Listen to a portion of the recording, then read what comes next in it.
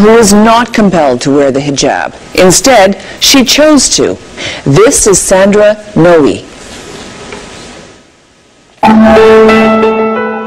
There was always a little bit of something missing in my life. I guess I was seeking the meaning of it all, but in all the wrong places and in all the wrong ways. At the end of the Second World War, Europe is in ruins. My journey, I guess I could say, begins before I was even born. In 1957, when my parents immigrated to Canada from Mannheim, Germany. My family is Jewish, and during the war they were in hiding. My paternal grandfather was captured and put into a camp, and my mother lost her father. Both my parents, Trudy and Carl, after the war were quite bitter and desperately wanted to start a new life in a new country. They tried really hard to be Canadian. They changed their names and downplayed their heritage quite a bit. Unlike my parents, I reached out and embraced my Jewish faith. But I was still seeking something, I don't know what. And when my search was over, Sandra was gone, and in her place was Selma. Selma was the name I chose when I converted from Judaism to Islam. Selma was one of the Prophet's wives, and she was the nurturer. She was the one that looked after everybody. And to me, that was very close to my own name because I searched the origins of Sandra. Sandra means helper of mankind. My interest in Islam goes way back to the 70s. I was probably about 13 when I heard that Cat Stevens had converted to Islam and was now known as Yusuf Islam. And I found that so fascinating and wanted to know about Islam.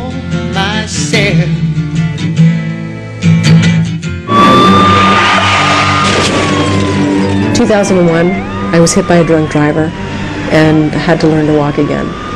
And as my car was flying through the air, I was totally awake, thinking, okay, is this how I'm going to die? At the time that the accident happened, I was in a position in my life where I really didn't know what I wanted to do with the rest of my life. I would say that the biggest turning point was my mother's illness with cancer and her death in 2005. And that really solidified my move towards Islam. I went to India in 2005, 2 weeks after my mother's death. It was the month of Ramadan when I got there.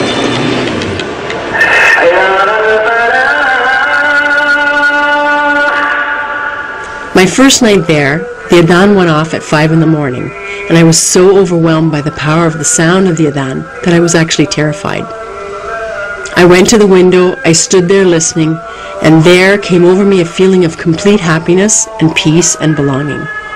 That was the moment that made me take that leap of faith. The Shahada is the affirmation one makes when they convert to Islam. And it is very simple. It's just the affirmation that there is only one God and no other God. And that's what you believe in. As I understand, Sister Salma, you did some studies prior to this moment about Islam.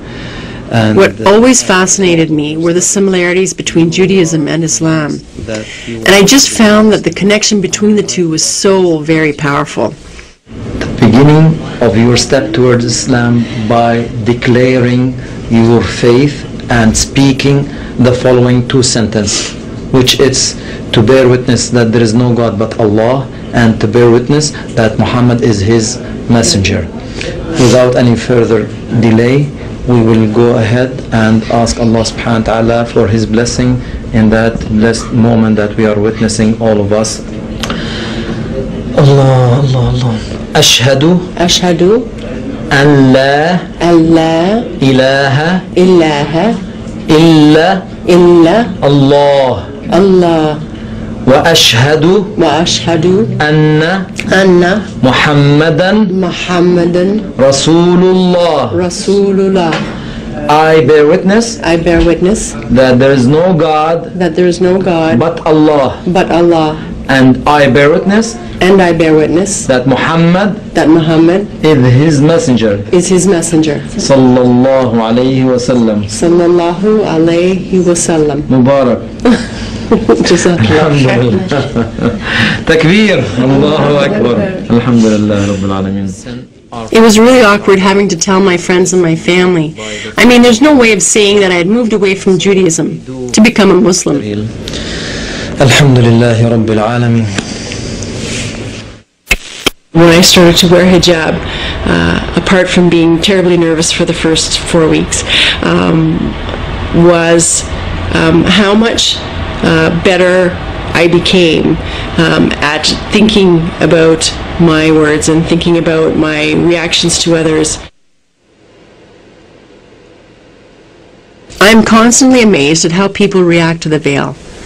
I just don't get what the big deal is. I guess the problem is that people in North America perceive a veiled woman as oppressed and subservient. Maybe in some countries or in some regimes that might be true, but not here in Canada. Here we have the freedom to choose, and I chose to do this. What they don't understand is that it is a requirement for women to veil, to cover themselves. It says so in the Quran. I really like wearing this one, and I'm so glad that I've gotten better at putting this on. You know, I can't even imagine going out in public without it on.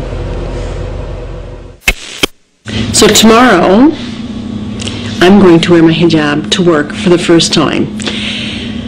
I'm a little bit nervous. I work as a legal assistant downtown in the Bay Street area, and so dressing there is a little conservative, and there don't appear to be too many women wearing a hijab. Yes. The reception that I got from my colleagues was great for the most part. There was a lot of jaws dropping and a lot of funny looks and a lot of hesitation when they passed by my desk. Sadly, one of the worst experiences that I had came from within the Muslim community. On my way to Jummah prayer, which is the Friday noon prayer, my phone rang, and it happened to be another Muslim that I knew, a Muslim woman, and she had said to me, "Are you still wearing your hijab?" And I said yes. And she said, "Well, all of my friends are wondering who the white girl is pretending to be a Muslim." And that kind of broke my heart, because I wasn't pretending. It wasn't a fashion statement.